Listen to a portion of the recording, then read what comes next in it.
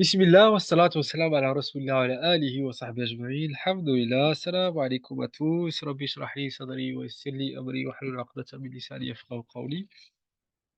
Donc aujourd'hui, on va continuer avec notre personnage John Nash, d'accord, qu'on a nommé le mathématicien du bon sens, d'accord, malgré effectivement, on a vu, on a un peu parlé de son épisode de troubles psychiatriques entre guillemets.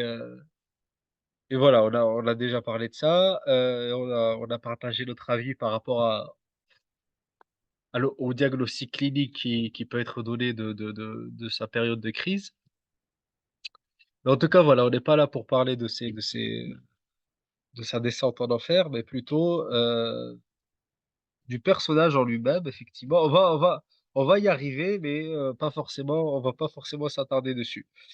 Et ce qui nous intéresse, c'est effectivement sa production, intellectuelle, et notamment la théorie des jeux et du coup, je rappelle pour la théorie des jeux, c'est une théorie qui a gagné le prix Nobel en 1994 après, après voilà 2 décennies et demie, à peu près 2 décennies et demie de passage en enfer, soudain quelque part, et là aussi en fait en 94 pour moi le fait qu'il soit reconnu en 94 sur une théorie qui parle de coopération et qui parle de finalement de que l'incitation individuelle, n'est pas la meilleure option et cetera. Pour moi, j'y vois aussi vraiment clairement en fait, wallahu a'lam, mais en tout cas, c'est ma lecture comme je disais, c'est que, pendant toute une période de guerre froide entre le modèle capitaliste, qui est basé sur l'incitation personnelle, sur le modèle de compétition par excellence et cetera. Et même, on va le voir aujourd'hui même sur l'espèce de darwinisme, en fait. C'est-à-dire que le plus fort va gagner et puis, c'est une loi naturelle, voilà, qu'on doit accepter. C'est un qadar, tu vois? Comme on l'appelle nous, entre guillemets dans la néoculture musulmane ou la sous-culture musulmane. Voilà, il y a une certaine acceptation d'une certaine réalité, que le plus fort gagne toujours, que c'est la loi de la jungle et puis, on peut rien y faire. Mais on va voir même par rapport à ça, cette loi du qadar en fait, quelle est la bonne approche en tout cas. Mais tout ça pour dire effectivement qu'une telle théorie rejaillisse vraiment après vraiment la guerre froide et après l'effondrement du modèle communiste. Maintenant effectivement, le modèle entre guillemets «capitaliste», commence un peu à s'intéresser effectivement à, les problématiques sociales, entre guillemets «les problématiques» aussi écologiques, voilà, il y a le sommet de la Terre en 92. Le sommet de la Terre en 92, on commence à voir un peu on commence un peu à voir les différentes approches de développement durable et cetera. Voilà, juste pour expliquer que sa théorie, si elle gagne le prix Nobel à cette époque-là, alors que comme on avait vu en fait, vraiment lui, c'est dans les années 40, la fin de des années 40, début des années 50 qu'il partage cette théorie-là de la coopération. Donc on peut se poser la question finalement, on peut se poser la question, sur sa reconnaissance très tardive. Et aussi, bien sûr, il y a aussi tout un Fath Rabbani aussi, tu vois? Parce qu'effectivement, on va le voir aujourd'hui, en tout cas, c'est qu'effectivement, lui-même, même une intelligence, aussi, développée que celle-là, finalement, le fait qu'il soit toujours à la recherche de la gloire, c'est ce qui va le faire passer en enfer, vraiment. C'est ce qui va le faire passer en enfer. C'est qu'effectivement, Allah lui a donné une capacité, une force rationnelle, très impressionnante. Mais le cœur n'y était pas, en fait. Le cœur, effectivement, recherchait sans cesse la reconnaissance, qu'on avait vu déjà la fois dernière du doyen de Princeton, John Vandalman. Heu Mais aussi, voilà, la reconnaissance aussi du milieu mathématique, quoi. Enfin, voilà, il faut comprendre que, voilà, tout corps, en fait, tout corps, social, en fait, il y a l'ego qui voudra la reconnaissance de ses pairs et puis, le fait de se positionner leader par rapport à ses pairs. Et on avait parlé de ça, en fait, dans l'échelle sociale dans le cheminement pour arriver à la ilaha illallah, on avait vu effectivement les différentes strates en fait dont il faut se dépouiller. On a vu effectivement qu'un certain nombre de personnes ne vont pas juste être dans la reconnaissance des pairs, mais vont vouloir vraiment avoir le statut du leadership. Heu, voilà, hayya bismillah, bah, assez parlé en tout cas, mais on va commencer un peu à discuter du coup sa production intellectuelle, qu'on peut méditer ensemble, inch'Allah. Et le jeu d'aujourd'hui, on a vu la fois dernière le dilemme des prisonniers. Le jeu de cette semaine, et je vais essayer de mettre un lien parce que j'y vois, moi, en tout cas, un lien avec l'épisode de l'Hudaybiyah, de Sulh al-Hudaybiyah, l'épisode de la paix, le traité de la paix de l'Hudaybiyah qu'a fait le prophète sallallahu alayhi wa sallam, qu'a signé le prophète sallallahu alayhi wa sallam avec les Mécois. Voilà, on a parlé de cet épisode-là à plusieurs reprises, mais en tout cas, voilà. Juste pour rappel bref, le prophète alayhi salatu wassalam, après un long périple, arrive vraiment à la limite du haram, à la limite de Makka, dans un endroit qui s'appelle Hudaybiyah, et là, les Mécois refusent de le laisser entrer.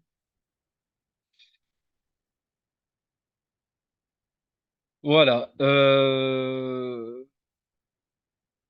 Et là, effectivement, il y a un jeu, en tout cas, qui peut s'apparenter à ça, c'est le jeu qu'on appelle de la colombe et du faucon. D'accord? La colombe et le faucon. Alors, dans ce jeu, en fait, la règle, c'est que lorsque on le tab enfin, excusez-moi, j'ai pas trouvé de meilleur tableau parce que normalement, on met la colombe ici en premier en fait. Mais eux, ils ont mis le faucon en premier. Mais normalement, c'est la colombe. Mais du coup, je vais commencer par la colombe. Lorsque 2 colombes se rencontrent, d'accord? Lorsque 2 colombes se rencontrent, en gros, les 2 colombes, elles vont partager les ressources dont elles disposent. D'accord? Les colombes sont pacifistes, entre guillemets, du coup, elles sont dans une perspective de partage. Lorsque 2 faucons se rencontrent, par contre, lorsque 2 faucons se rencontrent, c'est la guerre entre eux et ils s'entretuent tous les 2 entre eux, en fait. C'est-à-dire qu'il y a pas un faucon qui va gagner, mais vraiment les 2 faucons vont s'entretuer entre eux. D'accord? Et lorsque un faucon rencontre une colombe, bah, c'est le faucon qui gagne, et lorsque, bah, un faucon rencontre une colombe, c'est le faucon qui gagne, et puis le faucon récupère toutes les ressources. D'accord? Donc voilà, le jeu, il est assez simple, mais en soi, ce qui est intéressant, c'est que dans le comportement humain, chacun d'entre nous, en fait, il peut agir en tant que colombe ou en tant que faucon, d'accord? En tant que colombe et en tant que faucon. Et si vous voulez, il y a des biologistes, du coup, qui ont repris, en fait, cette théorie des jeux pour effectivement analyser l'évolution, en fait, d'une population d'oiseaux, en fait. L'évolution des populations d'oiseaux. À partir, voilà, de ce schéma, mais de manière répétitive. Et en gros, ils arrivent en fait à un équilibre de Nash. Donc on avait parlé la dernière fois de l'équilibre de Nash. L'équilibre de Nash, en fait, il se situe où? Il se situe qu'on est finalement un mix, avec une légère majorité, en fait, avec enfin même, ouais, enfin, à peu près une majorité de colombes, mais avec un nombre de faucons qui est quand même présent, d'accord? Un nombre de faucons qui est quand même présent. Pourquoi? Parce que, s'il n'y a que des faucons, en fait, bah, ça va être vraiment le chaos général, d'accord? Mais s'il y a, que des colombes, en fait, bah, la minorité des faucons qu'il y a, bah, vont attaquer toutes les colombes et vont se retrouver avec des ressources, incroyables à leur disposition, en fait. Et du coup, ça va créer tout un déséquilibre écologique derrière. Donc la solution, voilà, c'est la solution, n'est pas de chasser tous les faucons. Au contraire, c'est comme pour ceux qui ont vu la vidéo du loup du parc de Moussa, si tu peux m'aider, s'il te plaît, ou quelqu'un, ceux qui ont vu la vidéo, le parc de, vous savez, il y a un parc aux États-Unis, on avait complètement enlevé les loups. Mais du coup, subhanallah, ça avait complètement asséché les rivières parce que finalement les biches, en fait, mangeaient, de plus en plus à côté de la rivière, ce qui a modifié la trajectoire de la rivière, ce qui a fait, en fait, que la rivière a diminué en surface. Il y avait moins de poissons et le fait qu'il y ait moins de poissons dans la rivière, bah, du coup, il y avait moins de loups et le fait qu'il y ait moins de loups, bah, il y avait moins d'abeilles et il y avait moins d'oiseaux, il y avait moins d'aigles et cetera et subhanallah, toute une biodiversité qui se dégrade parce qu'on avait enlevé les loups, en fait. Ah, le nom du parc, il vient, il revient. Bah, pourquoi je vous dis ça? Parce que la vidéo, elle est assez courte, mais très intéressante à voir. Le loup de Waterfall? Non, je sais pas. Ah, bah, excusez-moi, attendez, je vais voir. Attends. Le loup du parc. euh, il faut que je retrouve le nom. C'est Yellowstone. Yellowstone. Merci, barakallahu fik, merci. Le loup du parc du Yellowstone, voilà, merci. Voilà, donc regardez, vraiment, c'est intéressant. Et bon, ça se rejoint avec là, la théorie des jeux de la colombe et du faucon, c'est qu'effectivement, le faucon, en fait, il y a une nécessité, mais il faut quand même qu'une majorité de colombes soient là, en fait.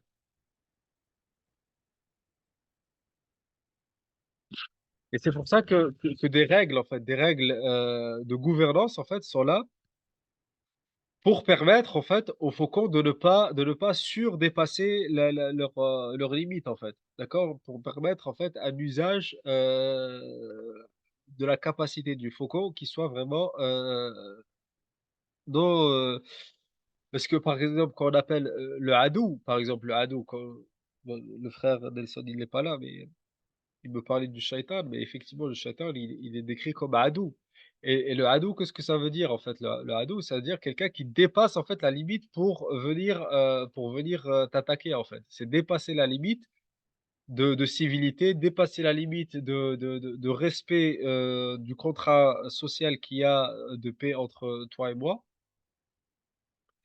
bah, pour venir t'attaquer. Et c'est ce que le prophète sallallahu alayhi wa sallam fait l'inverse en fait. Subhanallah. Il vient lorsque lorsque vraiment les Quraysh se retrouvent dans une situation de faiblesse, bah, lui, il leur montre qu'il n'est pas leur adou, en fait.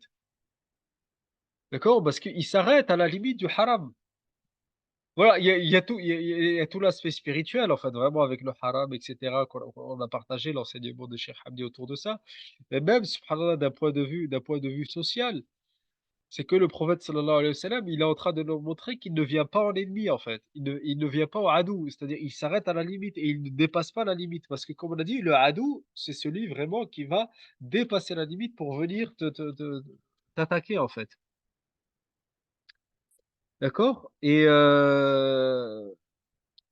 pour vraiment comprendre en fait cette notion de adawa, en fait, l'inimitié, parce qu'il y a d'autres mots dans le Coran qui parlent de l'inimitié. Il y a le karahiya, le bourd, le barda, ou l'adawa. Mais le adou, en fait, c'est vraiment l'idée de tajaouz, en fait. L'idée de tajaouz, l'idée de dépasser la limite. D'accord? Surpasser la limite. Bah, d'ailleurs, la idwa, c'est ce qu'on appelle la limite d'une falaise. D'accord? La limite d'une falaise. Au-delà de cette falaise, ben, la falaise commence à descendre. Et d'ailleurs, tout parcours géologique, en fait, où il y a une différence d'auteur du haut vers le bas, on appelle ça al-udawa. Et aussi dans le Coran, on a par exemple l'adiyat. L'adiyat, donc c'est les chevaux, c'est un des noms des chevaux. L'ad ou l'adiyat dabha. Et en fait, c'est des chevaux en fait qui ne s'arrêtent, qu'aucune limite l'arrête. D'accord? C'est vraiment des chevaux en fait tellement motivés, qui sont tellement en course, qui sont tellement en fureur en fait, qu'aucune limite ne peut les arrêter. C'est ça les adiyat. D'accord? Et donc, le ado est un ennemi qui est prêt vraiment à surpasser les limites de civilité pour venir t'agresser. Et le prophète alayhi salatu wa salam, il fait le contraire, il s'arrête, d'accord? Il s'arrête et il le dit et qu'est-ce qu'il dit? Il dit que: «Moi, j'ai un objectif, en fait. J'ai un objectif, c'est quoi? Ta'dhim sha'air Allah». Donc d'accord, donner la grandeur au symbole de Dieu. Lui-même, il était le plus grand symbole de Dieu, mais effectivement, il nous montre comment, donner la grandeur au symbole de Dieu.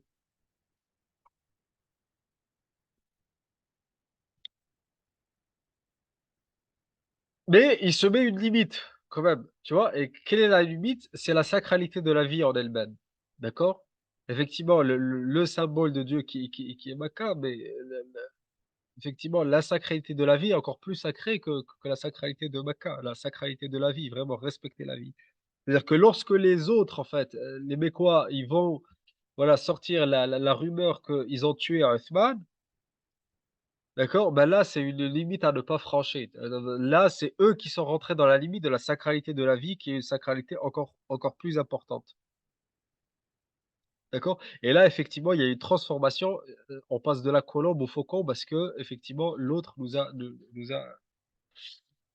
mais de manière générale, la stratégie de la colombe est celle du partage des ressources et celle de ne pas dépasser la limite pour que, en fait, il y ait des choses pour nous et pour vous, en fait. Et c'est ça la dawa du prophète sallallahu alayhi wa sallam, parce que, comme on l'a déjà dit, c'est que l'événement de l'Hudaybiyah, c'est vraiment l'événement où c'est le prophète sallallahu alayhi wa sallam qui passe à l'offensif. D'accord? Jusqu'à l'Ahzab, d'accord? Le prophète sallallahu alayhi wa sallam, il était à la défensive. Mais lorsque lui, il passe à l'offensif, il passe sans armes. Tu vois? Il passe en habit de pèlerin, sans armes, et même lorsqu'il arrive à la limite, ben, il s'arrête à la limite. C'est ça la stratégie offensive du prophète sallallahu alayhi wa sallam, c'est d'être une colombe, en fait. Subhanallah. Et donc voilà, c'est ce jeu-là, en fait, du faucon et de la colombe, moi, qui me parle par rapport à cet événement de Hudaybiyah. Effectivement, comme je disais, biologiquement, ils ont étudié, en fait, que la meilleure stratégie, enfin, pour permettre une évolution, correcte des populations des colombes et des faucons, la meilleure chose, c'est d'avoir le nombre le plus important de colombes avec un nombre suffisant de faucons.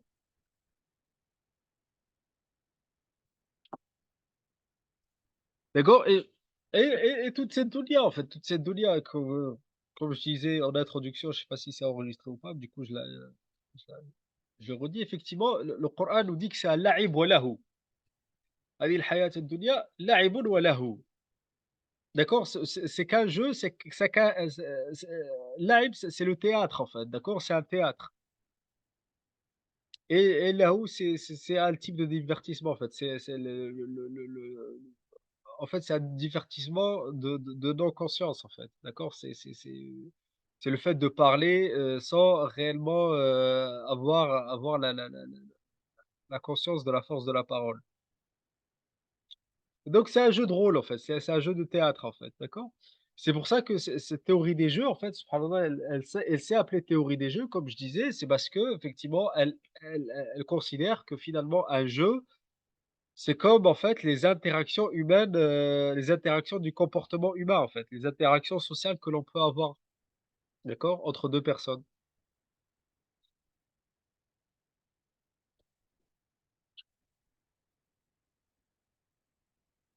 Et donc, si on continue du coup par rapport à la biographie de John Nash, donc on a dit voilà, il a sorti cette théorie des jeux lorsqu'il était à Princeton. Voilà, le doyen Vandelman, il lui a dit: «Bah, c'est complètement trivial ce que tu me fais là, c'est pas» parce que c'est le premier à avoir inventé les théories des jeux, c'était Vandelman lui-même. Mais avec, comme on avait dit, voilà, des équations, des choses vraiment très poussées. Oui, il avait introduit plein d'hypothèses en fait, pour vraiment toujours retrouver un résultat, du zéro en fait, du zéro à la fin, c'est-à-dire que tout ce que l'on gagne, finalement est perdu quelque part. Alors que là, le John Nash, il arrive vraiment avec une modélisation simple, mais, très réelle en fait, beaucoup plus proche de la réalité et de l'interaction humaine. Du coup, il n'arrive pas à l'époque, voilà, il n'arrive pas à surprendre Von Dalma, il n'arrive pas à surprendre la communauté, scientifique. Bref, il fait un bout de parcours, du coup, après, il se retrouve au MIT, en fait, et à l'époque, voilà, contrairement à maintenant, le MIT n'était pas une université très reconnue et voilà, il exprime vraiment une arrogance, en fait, par rapport à ses collègues, et par rapport au fait qu'ils sont MIT et cetera, et un de ses collègues de bureau, en fait, il lui dit: «Bah, si tu es si intelligent que ça», donc c'est son collègue de bureau qui lui dit: «Si tu es si intelligent que ça, alors résous le problème», et là, c'est un problème, en fait, qui à l'époque était réputé pour être, non résolvable, qui est celui du plongement, d'accord? Le fait de plongement isométrique. Le plongement isométrique, et subhanallah, on a quelqu'un, voilà, on en parlait la dernière fois avec Sidi Ibrahim, c'est un peu cette idée-là. Le peintre Ivan Agueli, le peintre, impressionniste Ivan Agueli, qui va jouer, en fait, sur des strates de peinture, en fait, pour montrer les différentes dimensions de l'existence, en fait. C'est que l'existence n'est que, des strates de couches, en fait, que l'on superpose. Et vraiment, la peinture de Agueli est très juste, voilà, pour info, Agueli, c'est celui qui va être le mentor quelque part de René Guénon. D'accord? Voilà, pour ceux qui connaissent, et son nom musulman, va être après Abdelhadi Aqili, Cheikh Abdelhadi Aqili, et son nom de naissance est Ivan Agueli. Du coup, c'est un peintre suédois, suédois, astaghfirullah, la hawla wa la quwwata illa billah, astaghfirullah. C'est un peintre suédois qui va effectivement faire les beaux-arts à Paris. Il va rencontrer tous les grands noms des impressionnistes à l'époque de Paris. Inch'Allah, une fois, on fera un partage sur lui. Mais en tout cas, voilà, juste pour dire qu'effectivement, artistiquement, moi, je trouve qu'il va quelque part reprendre cette idée du plongement isométrique, le fait de plonger, de manière isométrique, d'accord?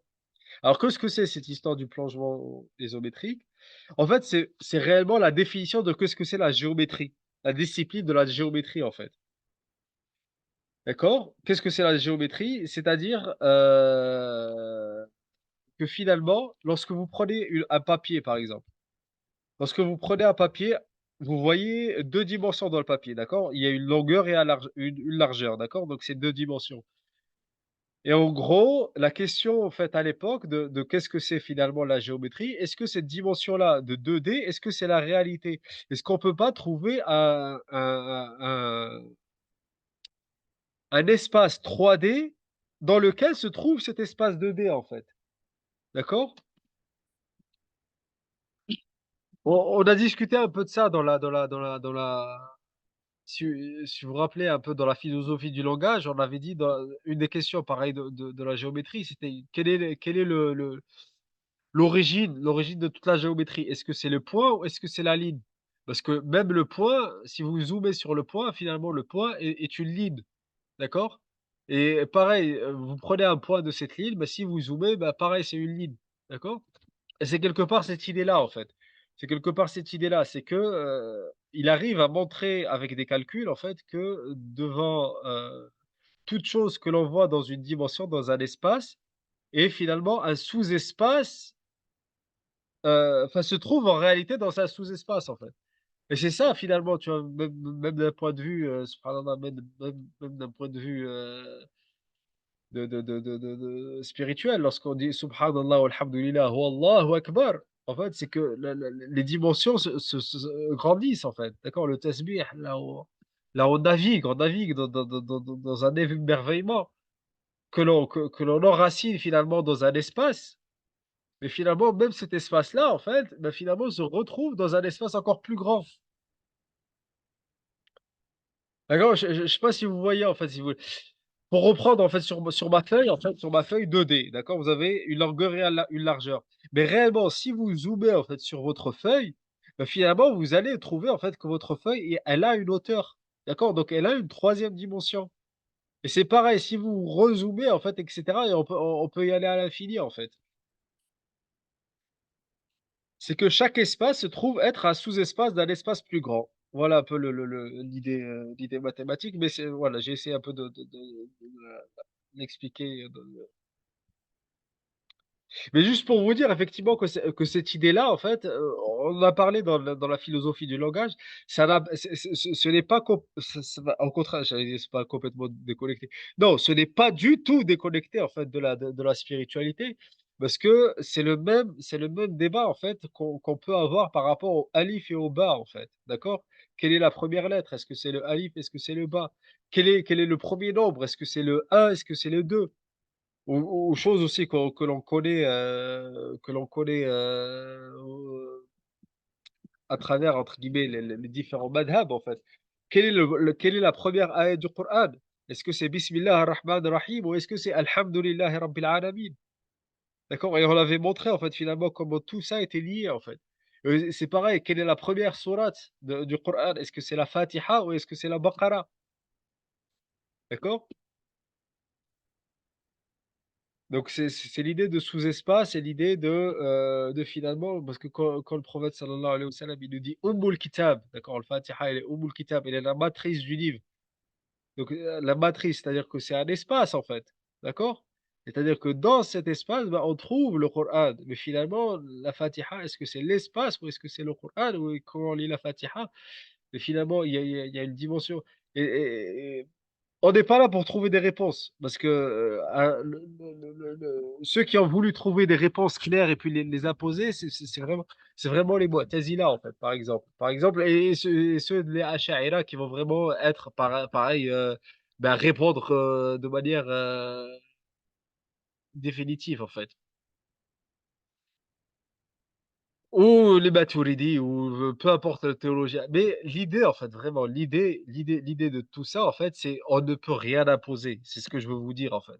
C'est que d'un point de vue de compréhension des réalités métaphysiques, en fait, on ne peut rien imposer, en fait.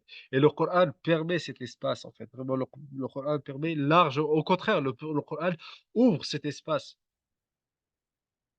D'accord? Et la théologie, là, à partir du moment où la théologie devient stagnante et on impose une théologie, ben, c'est là où effectivement le Coran, en fait, il va parler des Ahl el-Kitab qui vont prendre leur théologie pour divinité, en fait. Et c'est là où, en fait, où effectivement on va donner naissance, entre guillemets, à notre perception de Dieu et puis on va dire que c'est ça et uniquement ça. D'accord? Donc tous ces éléments que je vous partage, c'est des éléments de réflexion, d'expérience que chacun peut les expérimenter, en fait. Mais il n'y a pas de théologie fixe, d'accord? La seule théologie qui peut, entre guillemets, exister, c'est une théologie de libération, en fait. C'est te libérer de ce que tu vois, en fait, d'accord? Et croire que c'est l'unique vérité ou croire que ta perspective, c'est l'unique perspective. Bah, ça me ramène d'ailleurs au prochain thème que je voulais vous parler sur John Nash. C'est que, après effectivement, bah, il va résoudre ce problème géométrique vraiment qui va être un des problèmes les plus importants, si ce n'est le problème le plus important de la géométrie, d'accord? Donc, qui est la définition même de qu'est-ce que la géométrie et bah, après ça, bah, il va y avoir, bah, une université à New York en fait qui va quelqu'un du nom de Nirenberg qui va voilà, qui va l'embaucher à l'université de New York et à ce moment-là, du coup, comme il va résoudre ce problème, il va commencer à être reconnu et cetera et le doyen du coup de cette université, ou je sais pas, celui qui était à la tête du département de mathématiques, bref, je sais pas, le directeur en tout cas, monsieur Nirenberg, il l'a embauché en fait pour résoudre, bah, peu importe le problème, parce que de toute façon, on n'est pas là pour comprendre exactement ce qu'il a fait, mais un problème qui s'appelait les équations différentielles à dérivée partielle. D'accord? Les équations différentielles à dérivée partielle. Alors, qu'est-ce qui se passe? Lorsqu'il est à New York, en fait, ce monsieur Nirenberg, au début, mais il est trop déçu, en fait, de John Nash. Pourquoi? Parce que quand il arrive, en fait, au début, il pose vraiment des questions de débutant, en fait. D'accord, il directeur, il est là, il se pose la question, mais il dit: «Ah mais attends, mais je suis en train de perdre mon temps moi avec ce gars, mais enfin, c'est vraiment un débutant en fait, c'est quoi ce délire?» Mais sauf qu'il remarque quelque chose en lui, c'est que c'est un débutant qui persévère. D'accord? C'est un débutant qui persévère et puis, il va remarquer en fait de semaine après semaine, de mois après mois, bah, les questions qu'il va venir lui poser en fait, ça va être des questions de plus en plus intelligentes et de plus en plus précises. D'accord? Il va et le plus étonnant de tout ça, c'est que son intuition du problème, elle va être complètement différente, en fait. Il va vraiment développer une perspective différente du problème. Il va développer vraiment une perspective différente du problème et il va y arriver par lui-même, d'accord? Heu et il va trouver par lui-même. Pourquoi? Parce qu'il va réfléchir d'une autre manière, d'accord? Il va réfléchir vraiment, il va partir du départ du problème et comme on avait eu vraiment posé les questions les plus basiques. D'accord? Et redévelopper une nouvelle intuition du problème, en fait. Et c'est comme ça qu'il arrive à trouver, mais d'une manière dont on s'y attend pas, en fait. Et c'est là, bon, là, on peut ouvrir le débat avec Sidi Hassan et même avec les autres, en fait. C'est que finalement, les mathématiques, en fait, finalement, la manière de les enseigner, ben, il me disait qu'aujourd'hui, il passait le bac, là, au Maroc. C'est que les mathématiques, en fait, finalement, il y a moi, je me rappelle à l'époque, quand on passait le bac, on mettait toutes les formules sur la calculatrice parce que même l'effort d'apprendre, en fait, on n'apprend même plus les formules.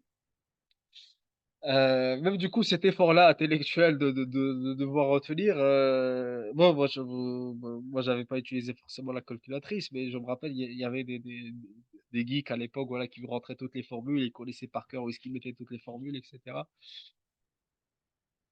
Mais finalement, on réduit même la mathématique à cet apprentissage, en fait, tu vois? Et c'est vraiment très dommage parce qu'on en perd l'esprit, en fait, tu vois? Et si les maths, en fait, si la discipline des mathématiques n'est pas faite pour tout le monde, ben c'est pas grave, en fait, tu vois? Les gens ne sont pas faits pour exercer la même chose. Mais c'est important de garder, en fait, les gens qui sont attirés par l'élégance de l'esprit mathématique, pour qu'ils puissent, en fait, redécouvrir les choses par eux-mêmes, tu vois? Et c'est comme ça que les mathématiques devient vraiment un exercice spirituel à part entière, devient vraiment un exercice spirituel à part entière. Mais le fait vraiment de vouloir, enfin, bah, imposer un programme et puis faire passer des examens sur des formules que l'on rabâche et puis, voilà, que tout le monde ait, une connaissance de formules et puis qu'ils soient réécrits. Bon, il y a quand même un effort de réflexion, je dis pas. Mais dans l'essence, en fait, comment la chose elle est perçue, c'est comme ça, en fait. Et d'ailleurs, enfin, et d'ailleurs, on le voit, enfin, on le voit, enfin, en tout cas, le retour qu'on peut avoir des économistes qui se sont intéressés, voilà, qui sont intéressés plus aux mathématiques et cetera, c'est qu'ils disent que, les maths, il y a plein de choses à apprendre. Mais en soi, non, en fait, en soi, non. Moi, je me rappelle, j'avais un professeur et vraiment, bah, parce qu'on rentre aussi dans le Hijja, je vais vous partager ça aussi. Il nous disait et pourtant, voilà, Sidi Hassan, ou les autres aussi qui ont fait un peu de trigo, mais un peu avancé. Vous savez, le nombre de formules de trigo, en fait, c'est incroyable, en fait. Enfin, c'est même, enfin, il y a très peu de gens qui veulent apprendre les formules de trigo et on avait un prof en terminale, en fait, il nous avait dit: «Moi, je connais aucune des formules de trigo et pourtant je peux toutes vous les ressortir, mais j'en connais qu'une seule. C'est quoi? C'est cos carré plus sin carré égale à 1». Subhanallah, il nous parlait de l'univers, en fait. C'est que l'univers entier, il est cos carré plus sin carré et c'est 1. Et il disait: «Moi, je connais que ça, en fait». Et c'est ça en réalité les mathématiques. C'est connaître les principes, c'est connaître des grands principes et à partir de là, bah, être capable de retrouver en fait les choses. Et il y a un critique, qui disait en fait que les mathématiques ne sont pas faites les livres de maths ne sont pas faites pour être lus, mais pour être écrits. Et là, subhanallah, on voit aussi dans l'héritage de la civilisation islamique, heu, comme l'imprimerie a tardé à rentrer, c'est que la passation, en fait, du savoir se faisait à travers la réécriture et c'est pour ça qu'effectivement les manuscrits, en fait, comment ce système de ijaza, bon, aujourd'hui, on considère juste les ijazas pour les lectures du Coran et cetera, mais le système de ijaza était un système, en fait, de haqq riwaya, ce qu'on appelait haqq riwaya. D'ailleurs, bon, je sais plus quel orientaliste là, Sigrid, je sais plus quoi, qui a écrit Le soleil d'Allah brille sur l'Occident et qui disait justement que haqq riwaya, c'est ce qui a donné baccalauréat. Alta bi haqq riwaya, le baccalauréat. Et qu'est-ce que c'était ce haqq riwaya? C'était une fois que tu allais en fait chez un enseignant, bah, tu réécrivais le manuscrit en fait, d'accord? Et l'enseignant, il te donnait haqq riwaya et c'est ça la c'était ça ta ijaza, mais ça se faisait vraiment dans plusieurs disciplines. Heu, qu'est-ce que je voulais vous dire par rapport à ça? Je me suis perdu du coup oui, oui, du coup, il disait qu'effectivement les livres de maths ne sont pas faits pour être lus, mais pour être écrits. D'accord? Heu, Est-ce que ça m'aïkoum, ça, Alaykoum salam wa rahmatullah. Yes, yes sir. excuse-moi, hein, je te coupe, Non, vas-y, vas-y, parce vas-y. que c'est vrai que c'est quelque chose qui m'intrigue, cette phrase-là, sur le fait que ça doit être. Est-ce que c'est un peu l'aspect pratique qui est voulu des mathématiques, savoir rendre concret des abstractions? C'est quoi la finalité des mathématiques pour toi et enfin, de ce que tu en as compris, en fait? Bah, en fait, vraiment, la finalité, c'est d'avoir c'est d'aller vraiment dans l'esprit, en fait. Parce que quand Dieu nous dit, en fait, et ça, c'est ce qu'ont compris même ceux qui méditent le langage arabe. هو الخالق البارئ المصور. Le fait de khalq, en fait, effectivement, le fait de khalq, c'est une conception, en fait, d'accord? C'est le fait de concevoir la chose pour pouvoir l'investir, pour pouvoir l'habiller, d'accord? Et là, on est vraiment dans les mathématiques, dans l'esprit des mathématiques, parce que le fait même, par exemple, que les lettres ont des valeurs numériques, et on sait que bah, c'est par le verbe, d'accord, que le monde se fait, et du coup, effectivement, ce khalq se fait par la numérologie, en fait, d'accord? Et c'est d'arriver vraiment j'avais vu une fois aussi un mathématicien là sur Arte qui parlait. Il disait, moi, quand je fais ma recherche, j'ai l'impression d'être comme dans un jeu Nintendo, en fait, mais et je suis Super Mario, mais j'essaie de comprendre en fait j'essaie de comprendre celui qui a fait le jeu, tu vois? Celui qui a paramétré le jeu. D'ailleurs, on revient à la théorie des jeux, on revient à cette idée des jeux. Mais effectivement, il disait en fait: «Moi, quand je rentre dans mon labo le matin, j'ai l'impression d'être Super Mario dans le jeu de Nintendo, en essayant de comprendre en fait l'esprit en fait de celui qui a écrit le jeu, en fait». Et c'est ça en fait, c'est ça, c'est d'arriver vraiment à voir Dieu à travers ce khalq en fait, tu vois? Et à travers ce khalq, comme je disais, le verbe numérologique en fait, quelque part.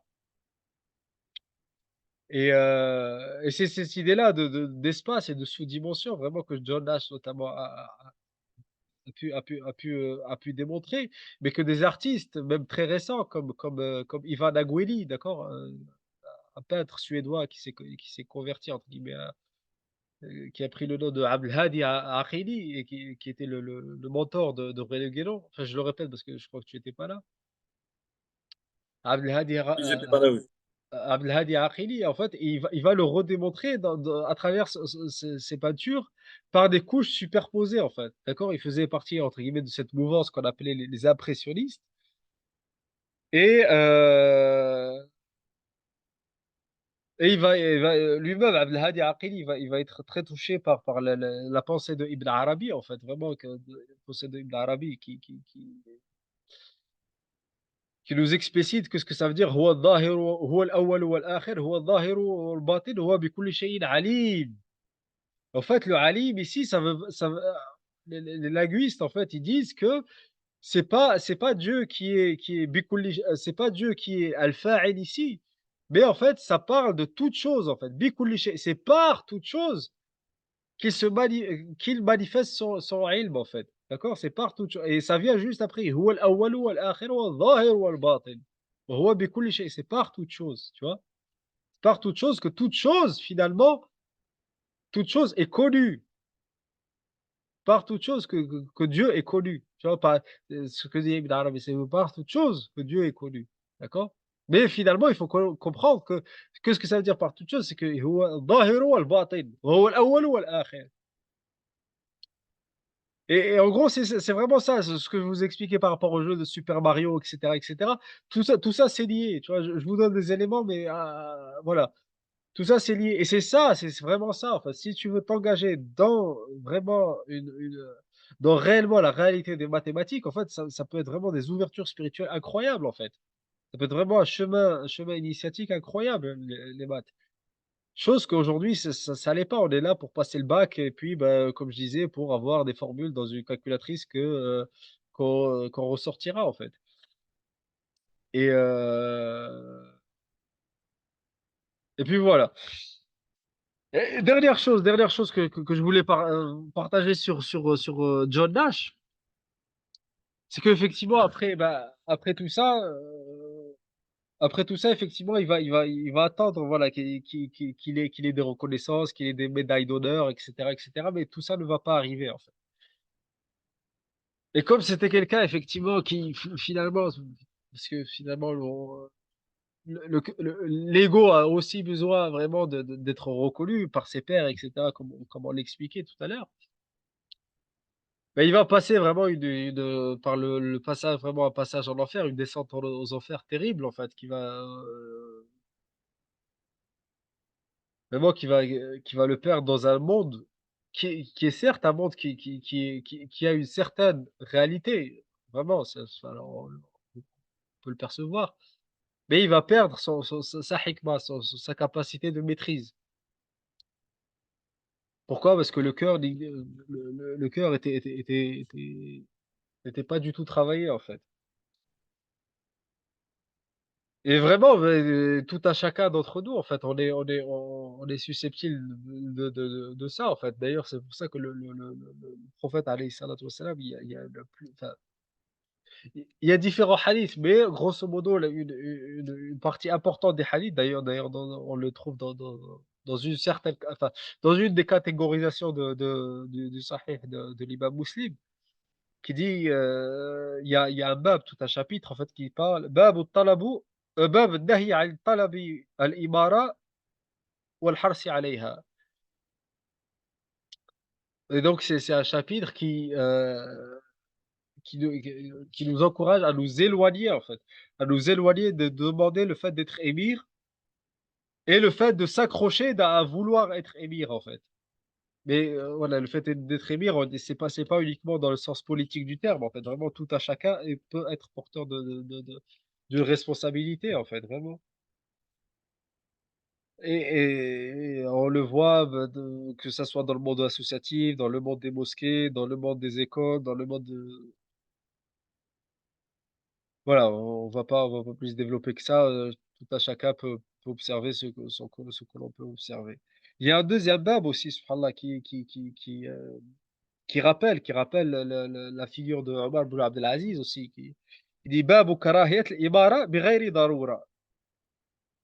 Le fait de même avoir de l'aversion, en fait, envers la imara, sans obligation extrême.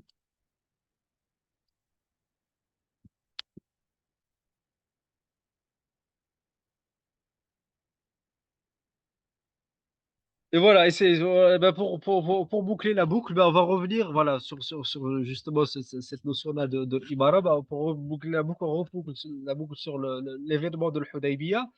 Et donc, on voit ici clairement dans l'événement de l'Hudaybiyah, le prophète sallallahu alayhi wa sallam, il n'est pas là pour demander, en fait, vraiment, il n'est pas là pour demander que je sois votre chef.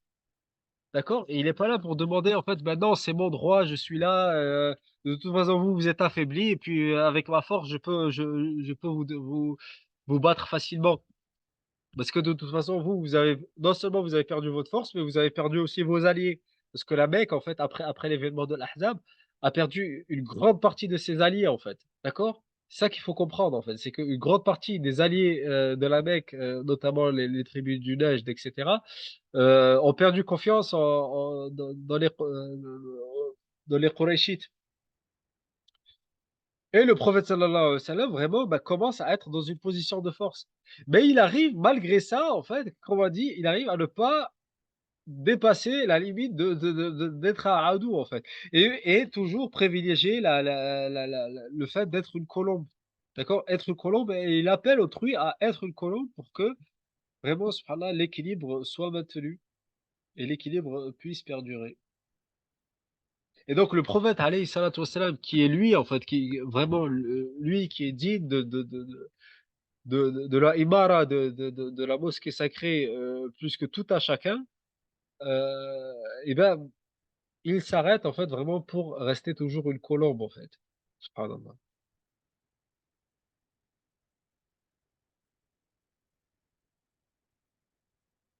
Voilà, bah, alhamdoulilah, bah, on a pu quand même boucler la boucle, mais j'avais peur que ça parte dans tous les sens et que je me reboucle pas avec à la fin, mais alhamdoulilah, on a pu parcourir, voyager un peu et puis revenir.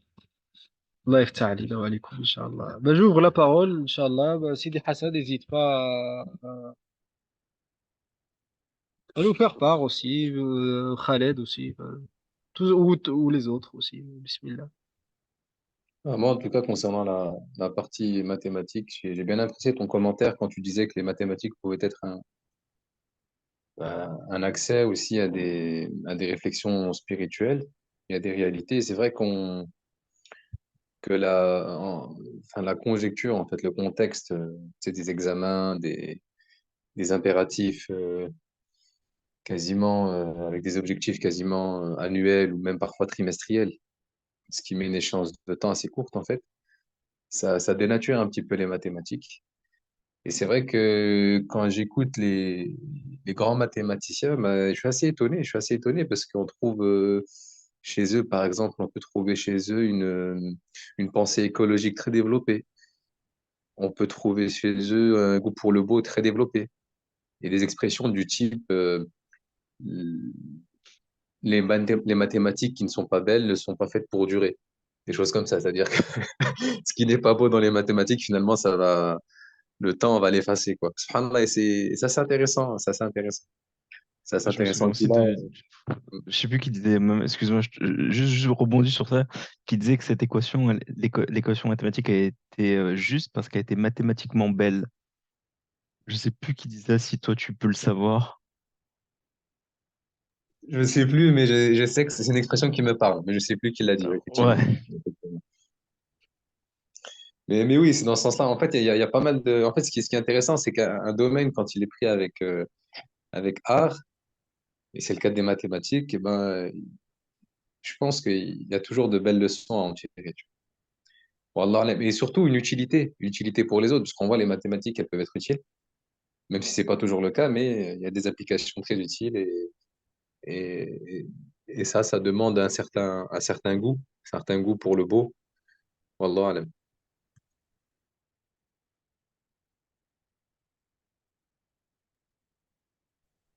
moi si je peux rajouter aussi un dernier point, j'ai aussi aimé comme le frère sur la partie mathématique. Et à un moment, ça m'a frappé parce que j'ai des gens autour de moi qui ont été un peu, je vais pas dire traumatisés des maths, mais ils sont convaincus qu'ils sont nuls en maths alors qu'ils ont une pensée mathématique qui est claire en fait. On- enfin, ils le démontrent au quotidien. Et c'est comme si en fait, à travers ton explication, ils se renfermaient en fait, ils renfermaient de l'esprit au monde de l'invisible en fait. En fait, ce qui se passe avec les maths, il y a eu un peu, si je peux me permettre, il y a eu un peu il y a eu comme une tendance, tu sais, avec l'informatique.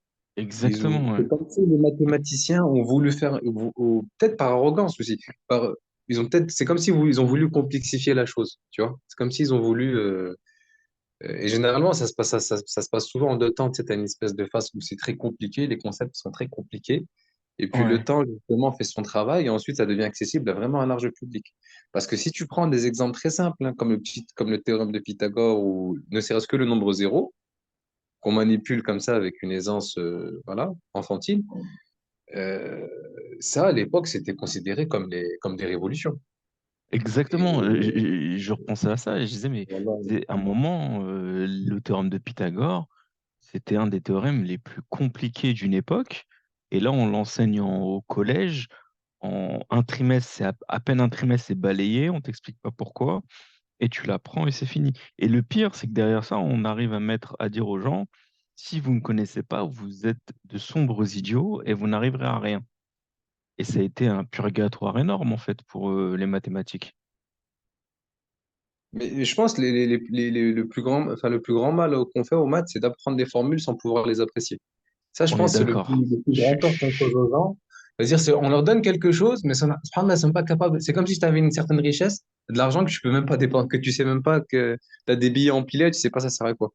Et il y Exactement. a un peu ça, en fait. Il y a un peu ça. Il y a un peu un côté, on a des choses, parfois on les a prises par cœur, parfois on nous a dégoûtés, mais subhanallah, on sait pas les apprécier. Et ça me fait penser, par exemple, au Coran. Le Coran, on l'a là avec nous, mais qu'est-ce qu'on en apprécie, subhanallah, du Coran?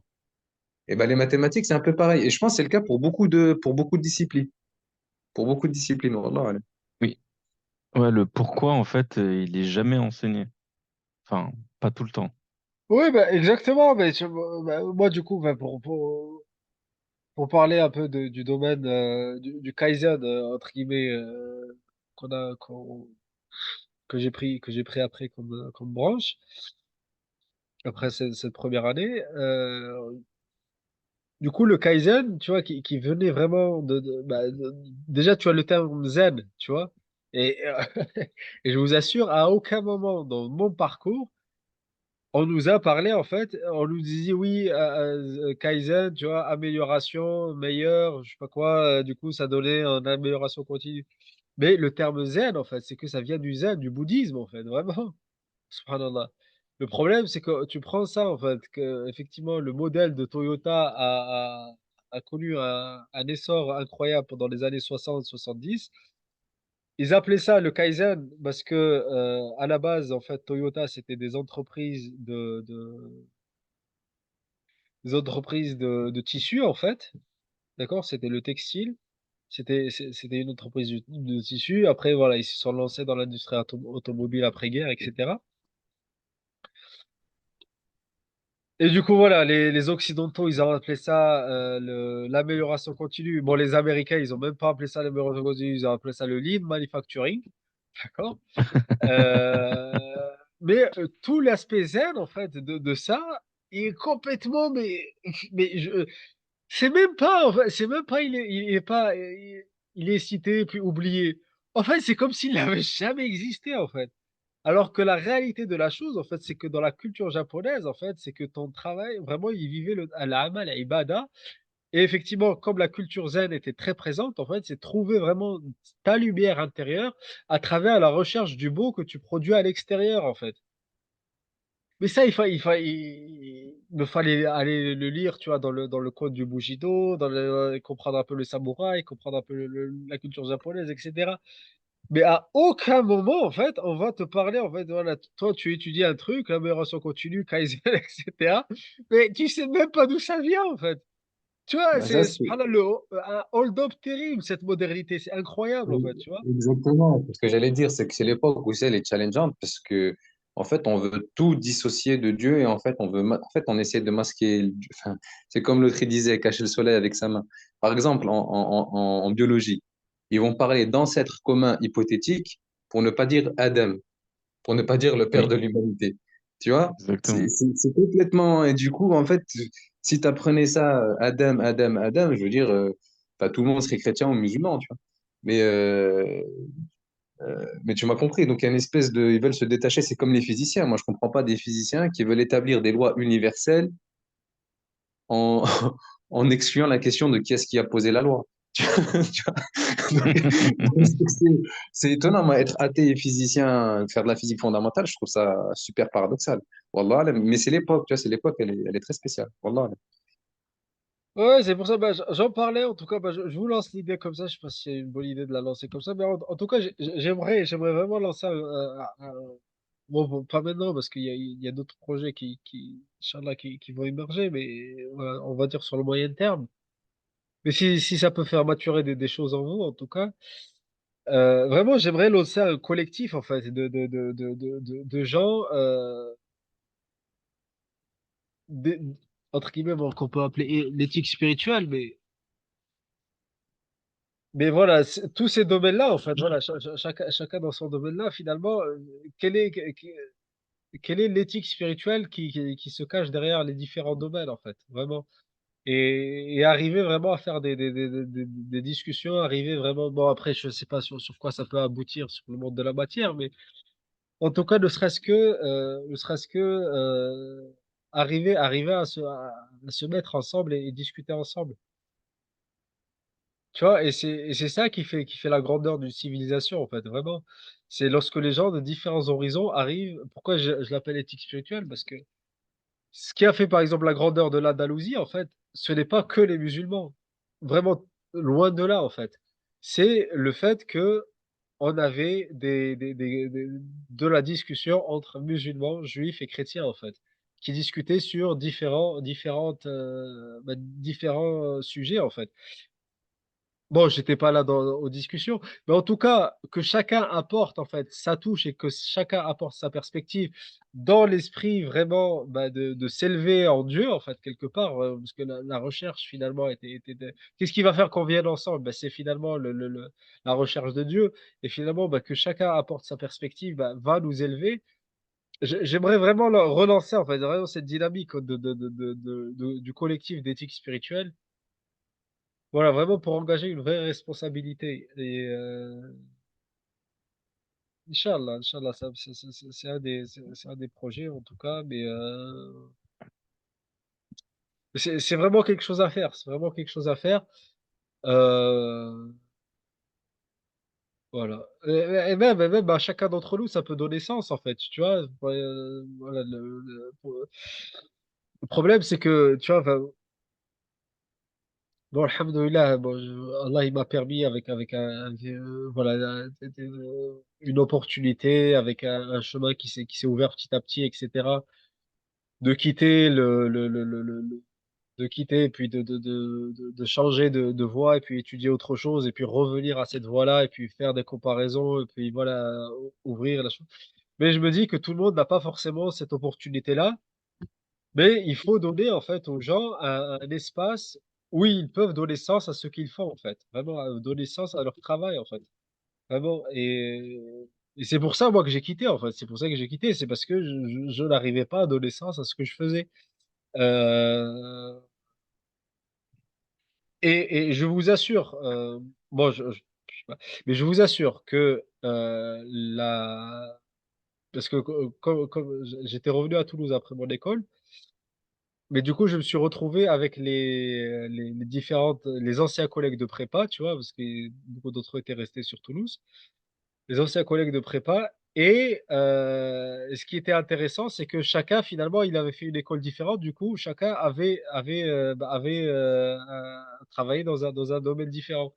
Mais le point commun, vraiment, vraiment les premiers mois, je parle des 6 premiers mois, parce qu'après les 6 premiers mois, après, entre guillemets, tu te fais une fausse raison. Je dis pas tu te fais une raison, mais tu fais une fausse raison et puis tu acceptes, tu rentres dans l'acceptation. Mais les 6 premiers mois, je vous assure en fait que nos discussions, c'était qu'on trouvait pas de sens en fait à ce qu'on faisait. Vraiment, on était dans il y a une dépression réellement. Je vais parler du coup de mon domaine, des ingénieurs lorsqu'ils sortent dans le monde du travail. Vraiment parce qu'on leur vend en fait que voilà, ils vont être dans une perspective de vouloir sauver le monde, être dans une perspective d'écologie, etc., etc. Pipeau sur pipeau, en fait. Tu sors, tu rentres dans le monde du business qui pue. Tu vis une pression de malade parce que tu dois faire tes preuves, parce que sinon, ben, sinon, voilà, le regard des autres encore, etc., etc. Mais je vous assure, en fait, que peu importe le domaine dans lequel tu travaillais, les 6 premiers mois, on était là, on était en dépression complète et totale. Et du coup, mon idée, c'est ça, c'est ça, c'est finalement, alhamdoulilah, moi, qui ai pu du coup m'extirper de ce schéma-là. Comment offrir un espace finalement aux gens qui n'ont pas forcément cette opportunité-là. Voilà, j'en ai trop dit en tout cas, mais alhamdoulilah, Inch'Allah, ya Rabbi, vos doigts en tout cas, et puis s'il y a des choses qui peuvent maturer aussi en vous, Inch'Allah. Voilà, je ne sais pas si quelqu'un veut rajouter quelque chose en tout cas, mais Alors, on peut s'arrêter là. Barakallahu fik en tout cas. Bah, juste peut-être une chose concernant ce que tu proposes et ces sentiments de dépression là ou de effectivement je pense que c'est vrai et je pense que pour pallier à ça là ce sentiment de ce malaise là quand tu arrives en école d'ingénieur etc dans le métier pardon quand tu démarres le travail etc je pense que c'est aussi lié à un côté en fait on n'est pas assez indépendant, on dépend trop des entreprises ou des cadres extérieurs, ce qui fait qu'on est vite, qu'on tombe vite en dépression parce que en fait, on veut pas de ce qu'on nous propose. Par contre, on n'a pas vraiment d'alternative, si ce n'est abandonner complètement, presque. Enfin, c'est l'idée qu'on a en tête. Et donc, effectivement, je pense qu'il faut proposer des espaces où les gens peuvent vraiment s'exprimer et puis faire quelque chose qui fait sens. Oui, Inch'Allah. Ouais, ouais. Et surtout, effectivement, ces espaces qui te permettront de te sentir moins seul, en fait. Te sentir moins seul dans ton expression. Parce que c'est vrai aussi, tu vois, que finalement, il y a un sentiment de solitude, en fait, vraiment, qui nous vient, etc. Subhanallah, c'est agile. Mais après 6 mois, tu vois, du coup, après, subhanallah, tu rentres dans l'acceptation, en fait. Pourquoi? Parce que l'être humain, subhanallah, Allah, subhanahu wa ta'ala, il met en nous ça, en fait. Il y a une fitra en toi qui est encore réveillée, en fait, surtout avec la jeunesse, etc., qui est là, mais qui s'éteint progressivement, et de plus en plus avec le temps. Et, effectivement, plus tu avances, moins c'est facile. Mais,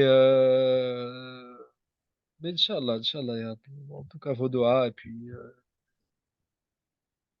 aussi, bah, si vous pouvez faire maturer des choses en vous, et Inch'Allah, laisser l'espace en vous pour maturer cette idée, et puis on en reparlera petit à petit.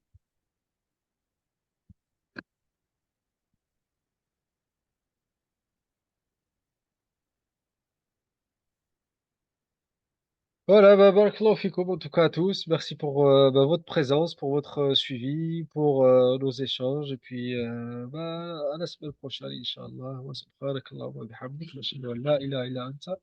نستغفرك ونتوب إليك سبحان ربك رب العزة عما يصفون وسلام على المرسلين والحمد لله رب العالمين السلام عليكم à tous. Wa alaikum, Salam wa barakallahu rahmatullahi wa fik. barakatuh.